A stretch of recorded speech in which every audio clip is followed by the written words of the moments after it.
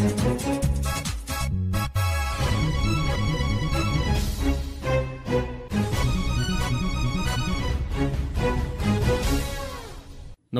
आप सुन रहे हैं हमारा साप्ताहिक कार्यक्रम प्रादेशिक समाचार दर्शन। मैं हूं अभिषेक कटियार। कार्यक्रम के आज के अंक में हम लेकर आए हैं विभिन्न जिलों की समसामयिक गतिविधियों पर विशेष रिपोर्ट। तो आइए शुरू करते हैं प्रादेशिक समाचार दर्शन।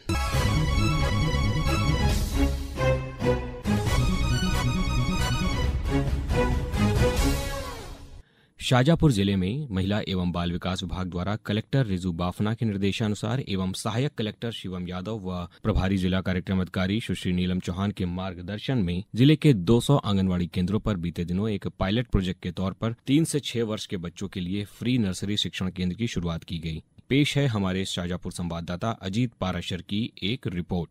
शाजापुर जिले के महिला एवं बाल विकास विभाग द्वारा कलेक्टर सुश्री रिजू बाफना के निर्देशानुसार जिले की 200 आंगनवाड़ी केंद्रों पर सोमवार 6 जनवरी से पायलट प्रोजेक्ट के तौर 3 से 6 वर्ष के बच्चों के लिए फ्री नर्सरी शिक्षण केंद्र की शुरुआत की गई है, जहां बड़ी संख्या में माताएं अपने 3 से 6 साल के बच्चों को लेकर पहुंची। इस अवसर पर मौजूद अभिभावकों से अनुरोध किया गया है कि 3 से 6 वर्ष के बच्चों को आंगनवाड़ी केंद्रों पर अवश्य पहुंचाएं। इसके लिए विभागीय अमले का प्रशिक्षण पूर्ण किया गया है। महिला एवं बाल विकास की जिला कार्यक्रम अधिकारी नीलम चौहान ने जानकारी देते हुए बताया कि प्री नर्सरी शिक्षण केंद्र के रूप में विकसित करने का कार्य कलेक्टर सुश्री रिजू बाफना के निर्देशानुसार एवं सहायक कलेक्टर श्री शिवम यादव के मार्गदर्शन में महिला बाल विकास विभाग द्वारा किया जा रहा है। इसी तारतम्य में दिनांक 6/1/25 को जिले के उपरोक्त 200 आंगनवाड़ी केंद्रों पर प्री नर्सरी शिक्षण केंद्रों का शुभारंभ किया गया।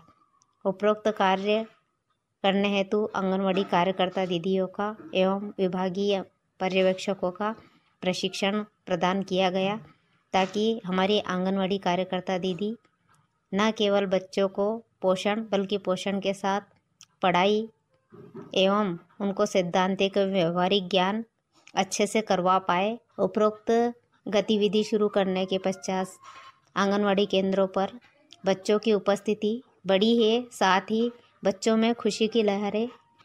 आने वाले समय में जिले की समस्त 1054 आंगनवाड़ियों में शुरू करने की योजना है। प्रादेशिक समाचार दर्शन के लिए शाजापुर से अजीत पाराशर की रिपोर्ट। शिवपुरी जिले में केंद्र और राज्य सरकारों के प्रयासों से नदी जोड़ो परियोजना क्रियान्वित की जा रही है। इसी क्रम में नदी जोड़ो परियोजना के तहत शिवपुरी जिले के 2,32,000 हेक्टेयर क्षेत्र को सिंचाई सुविधा मिलेगी। जिले में पार्वती काली सिंध, चंबल और केन बेतवा लिंक परियोजना से यह सिंचाई क्षमता बढ़ेगी। पेश है हमारे शिवपुरी संवाददाता रंजीत गुप्ता की एक रिपोर्ट। शिवपुरी जिले में केंद्र और राज्य सरकारों के प्रयासों से नदी जोड़ो परियोजना क्रियान्वित की जा रही है। इसी क्रम में नदी जोड़ो परियोजना के तहत शिवपुरी जिले के 2,32,000 हेक्टेयर क्षेत्र को सिंचाई सुविधा मिलेगी। पिछले दिनों नदी जोड़ो परियोजना को लेकर प्रधानमंत्री नरेंद्र मोदी द्वारा जयपुर और छतरपुर के खजुराहो से इन परियोजनाओं की शुरुआत की गई। पीएम मोदी के कार्यक्रम का जिले में विभिन्न स्थानों पर लाइव प्रसारण किया गया। किसानों और ग्रामीणों को इन दोनों नदी परियोजनाओं से होने वाले फायदों की जानकारी जिला प्रशासन व महिला समूहों के द्वारा दी जा रही है।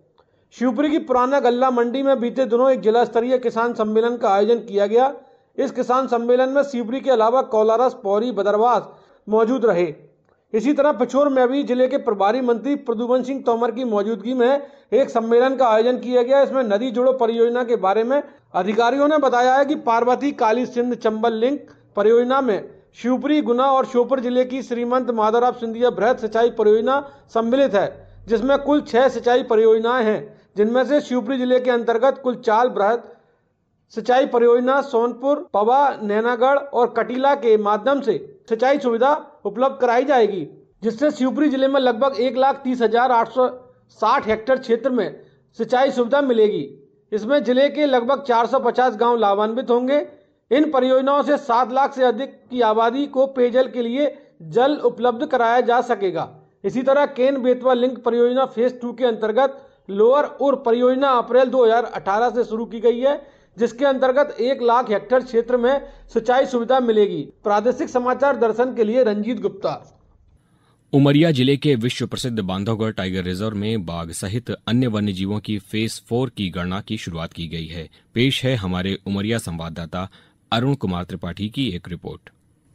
उमरिया जिले के विश्व प्रसिद्ध बांधवगढ़ टाइगर रिजर्व में बाघ सहित अन्य वन्य जीवों की फेज 4 की गणना की शुरुआत की गई है, जिसमें टाइगर रिजर्व के 9 परिक्षेत्रों में ट्रैप कैमरे लगाए जा रहे हैं। गणना के बाद आंकड़ों को एकत्रित कर वाइल्ड लाइफ इंस्टीट्यूट देहरादून भेजा जाएगा। पहले चरण में 4 वन परिक्षेत्रों वाले भाग में 650 ट्रैप कैमरे लगाए जाने का काम अंतिम चरण में है और आगामी 15 जनवरी तक इसे पूरा कर लिया जाएगा, जिसके बाद दूसरे ब्लॉक में कैमरे लगाए जाने का काम किया जाएगा और फिर कैमरे में दर्ज फोटो के आधार पर वन्य जीवों की गणना के आंकड़े एकत्रित किए जाएंगे।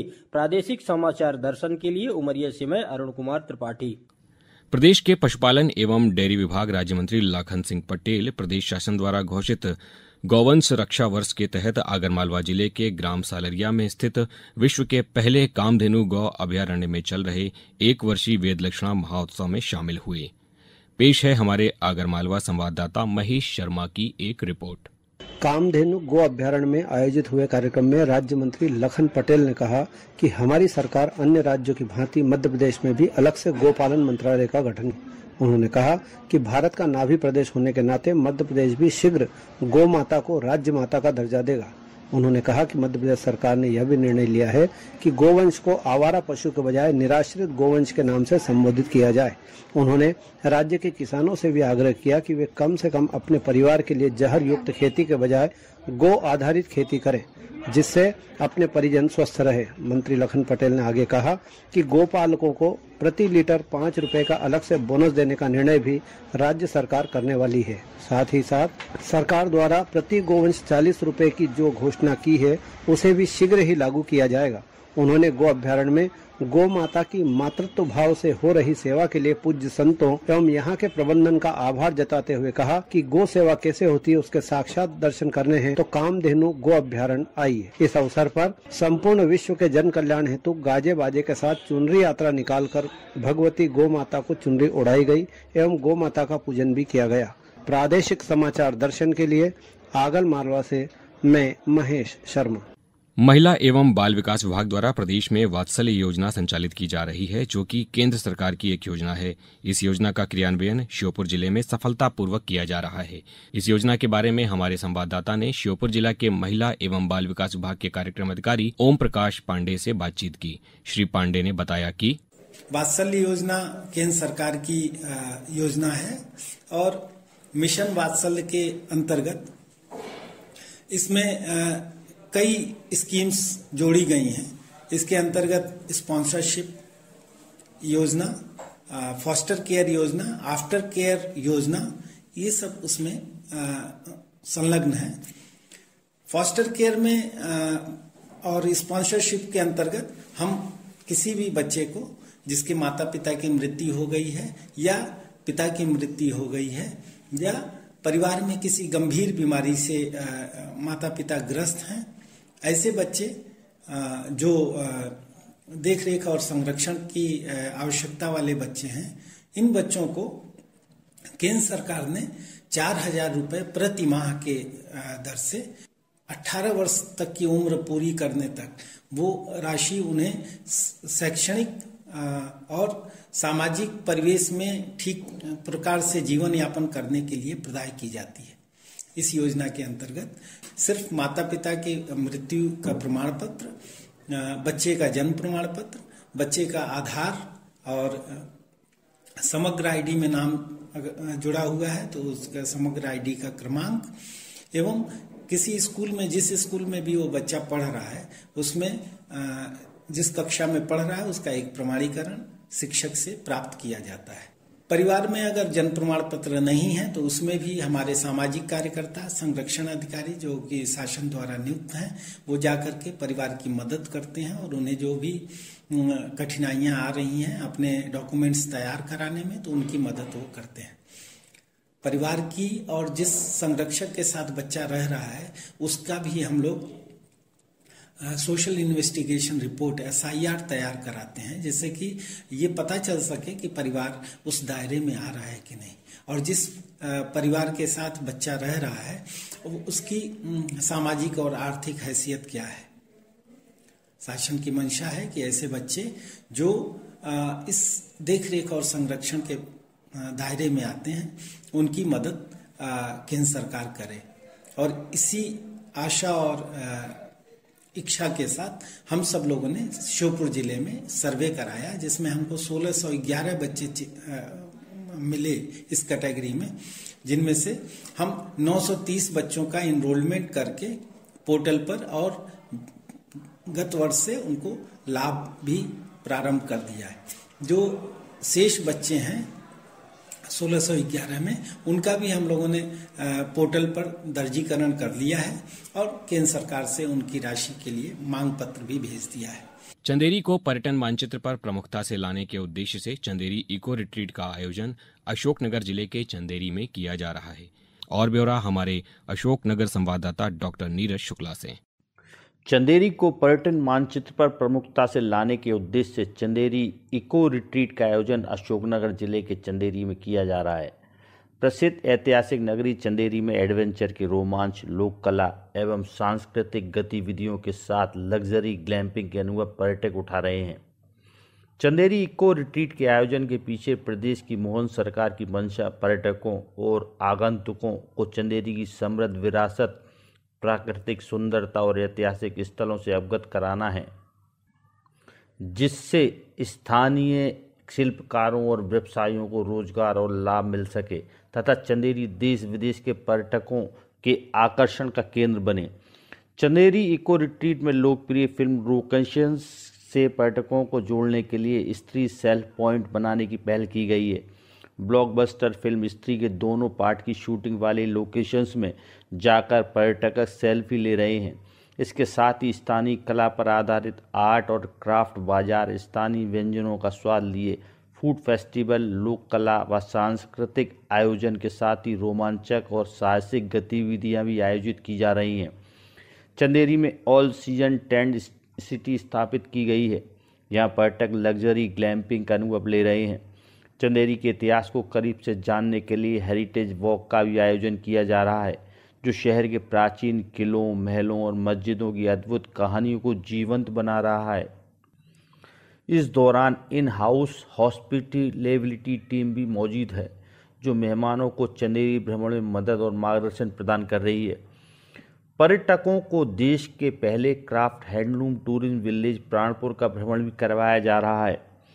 पर्यटक विश्व प्रसिद्ध चंदेरी साड़ी को सामने बनते देख रहे हैं तथा चंदेरी साड़ी खरीद भी रहे हैं। द्वापर काल भगवान कृष्ण के काल की नगरी चंदेरी आज फिर एक नई परिभाषा के साथ पर्यटकों के समक्ष आकर खड़ी हो गई है, जहां के विषय में कहने को, सुनने को और समझने को तो बहुत कुछ है, लेकिन महसूस करने में ही यात्रा सफल होती है। अशोकनगर से समाचार दर्शन के लिए डॉक्टर नीरज शुक्ला की रिपोर्ट। विदिशा कलेक्टर रोशन कुमार सिंह ने स्कूली बच्चों को प्रशासनिक कार्यवाही और विकास कार्यों को करने के मैदानी तरीकों से अवगत कराने के उद्देश्य से नवाचार करते हुए प्रत्येक सप्ताह कलेक्ट्रेट सभागार में आयोजित होने वाली समय सीमा बैठक में शामिल करना शुरू किया है। और ब्यौरा हमारे विदिशा संवाददाता वेद प्रकाश शर्मा से। विदिशा कलेक्टर रोशन कुमार सिंह ने स्कूली बच्चों को प्रशासनिक कार्यवाही और विकास कार्यों के मैदानी तरीकों से अवगत कराने हेतु नवाचार करते हुए प्रत्येक सप्ताह कलेक्ट्रेट सभागार में आयोजित होने वाली समय सीमा की बैठक में शामिल करना शुरू किया है। इस बैठक में स्कूली बच्चे जिला प्रशासन के अधिकारियों के साथ शामिल होकर अपने आप को न केवल गौरवान्वित महसूस कर रहे हैं, बल्कि उनका आत्मविश्वास भी बढ़ा है। विदिशा के शासकीय एक्सीलेंस स्कूल के विद्यार्थियों ने बताया कि पहले वे कलेक्ट्रेट जाने में डरते थे, अब कलेक्टर की पहल से बच्चों में जहां कलेक्ट्रेट के विभिन्न विभागों की समझ बढ़ी है, वहीं जिला प्रशासन के सभी विभागों की रणनीति और हितग्राही मूलक योजनाओं के लक्ष्य और उनकी पूर्ति के मैदानी तरीकों से अवगत हुए हैं। कलेक्टर विदिशा ने बताया कि बच्चों के समग्र विकास एवं शिक्षा के लिए यह नवाचार बहुत कारगर साबित होगा। प्रादेशिक समाचार दर्शन के लिए विदिशा से वेद प्रकाश शर्मा।